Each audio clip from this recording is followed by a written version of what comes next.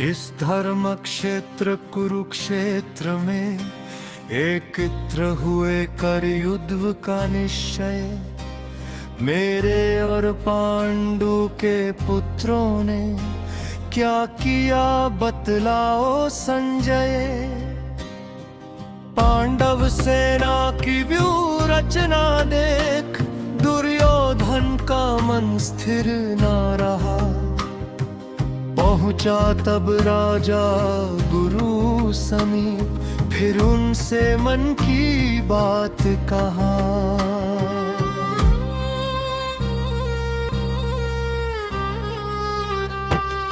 द्रुपद सुत ने किया व्यवस्थित, महती पांडु पुत्रों का नीक।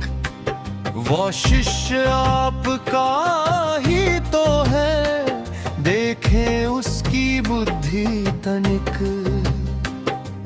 भीम अर्जुन समवीर धनुर्धर, इस सेना में है अनेक। युयुधान विराट द्रुपद सात्यकी, सब महारथी एक पर एक।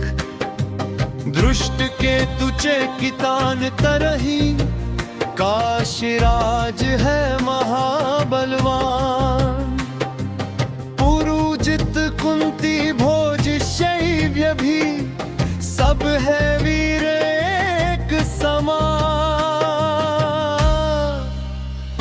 पराक्रमी युधामन्यु है, उत्तर मौजा भी वीर महान। सुभद्रा सुत और द्रौपदी सुत, सभी महारथी बलवान।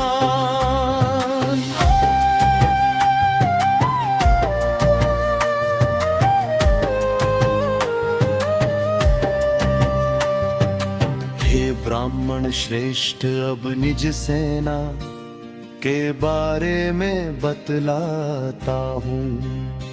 संचालित करते जो नायक निपुण, अब उनका नाम सुनाता हूँ।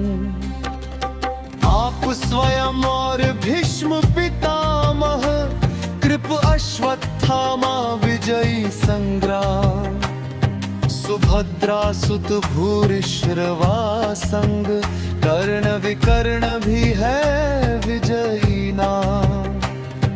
युद्ध कला में निपुण अन्य है, मेरे अनेक में वीर अनेक। नाना युद्ध से लैश सभी, प्राणोत्सर्ग हेतु तत्पर हरेक। भीष्म पितामह से अभिरक्षित, शक्ति हमारी अपरी में है।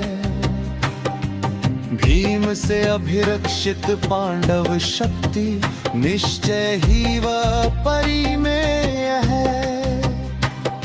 सैन्य व्यूह के हर मोर्चे पर खड़े रहे निज निज स्थान। करे मदद सब पितामह की, रखे उनका पूरा ध्यान। तब कुरुवंश के वयोवृद्ध ने उच्च स्वर से शंख बजाया। सिंह गर्जना सी इस ध्वनि से, दुर्योधन फूला न समाया। सहसा शंख नगाड़े और ढोल मृदंग, सींग बज उठे साथ। इस कोलाहल पूर्ण समवेत स्वर के साथ, सभी के उठे हाथ। श्वेत अश्वयुक्त रथ पर फिर, कृष्ण और अर्जुन आए। दोनों ने तब अपने अपने मुख से दिव्य शंख बजाए। कचन्य को श्री कृष्ण ने, देवशयुख अर्जुन ने बजाया। महाशंख था पौंड्र नाम का, भीम कर्मा भीम ने बजाया, अनंत विजय शंख तभी बजाया, कुंती पुत्र युधिष्ठिर ने, सुघोष और मणि पुष्पक क्रमशः नकुल सहदेव दो वीर ने, महारथी शिखंडी और धृष्टुम, काशीराज महान धनुर्धर, विराट सात्यकी सब नाही, तब शंख बजाए भूमि समर, पांचाल राज द्रुपद द्रौपदी सुत, महाबाहु अभिमन्यु सुभद्रा सुत, पृथक पृथक जब शंख बजाए, नाद भयंकर हुआ घोषयुत, बनी ध्वनि कोलाहल पूर्ण, जो किया प्रतिध्वनित आकाश पाताल, किया विदीर धृतराष्ट्र पुत्रों के, हृदय तुमुल ध्वनि तत्काल, आसीन पांडुपुत्र अर्जुन थे, उस समय कपिध्वज रथ पर,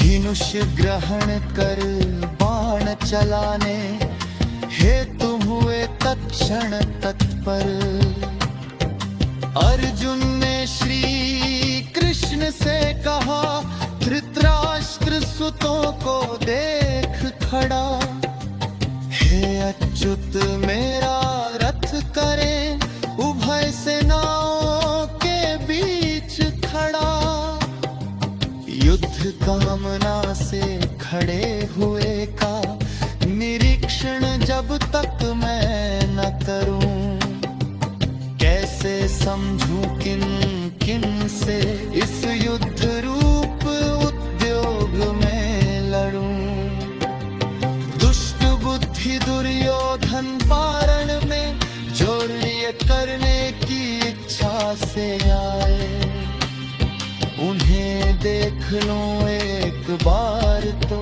जान सकूं किस पर तीर चलाए, दोनों सेनाओं के मध्य श्री कृष्ण रथोत्तम बढ़ा दिए, शत्रु सेना के सम्मुख लाकर हे राजन फिर से खड़ा किए, हे पार्थ देख शत्रु समूह, इन खड़े हुए कुरुवंशों को,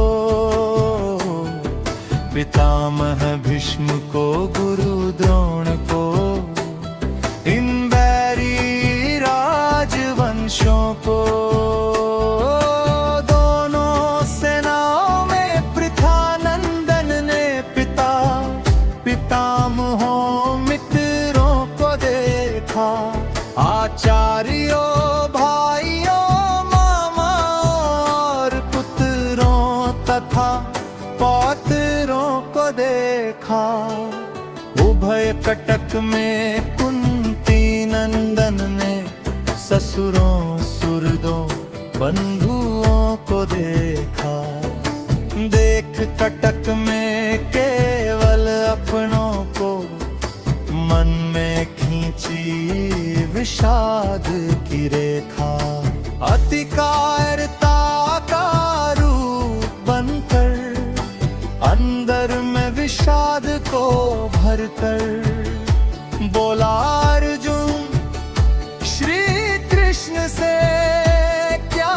पाऊंगा अपनों से लड़कर, शिथिल हो रहे हैं अंग मेरे, मुख भी सूखा जाता है, रोंगटे खड़े हो रहे हैं मेरे, तन में कंपन आता है, गिर रहा है गांडीव मेरा, मन भ्रमित सा होता है, जल रही है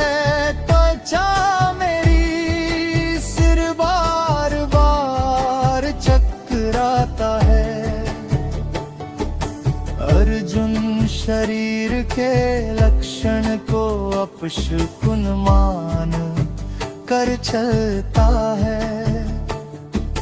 युद्ध में स्वजनों की हत्या में है केशव श्रेय न मिलता है। हे कृष्ण विजय की लालसा नहीं, सुख भोग की कोई चाह नहीं चाहिए राज्य मुझे अब, जीवन की कोई परवाह नहीं।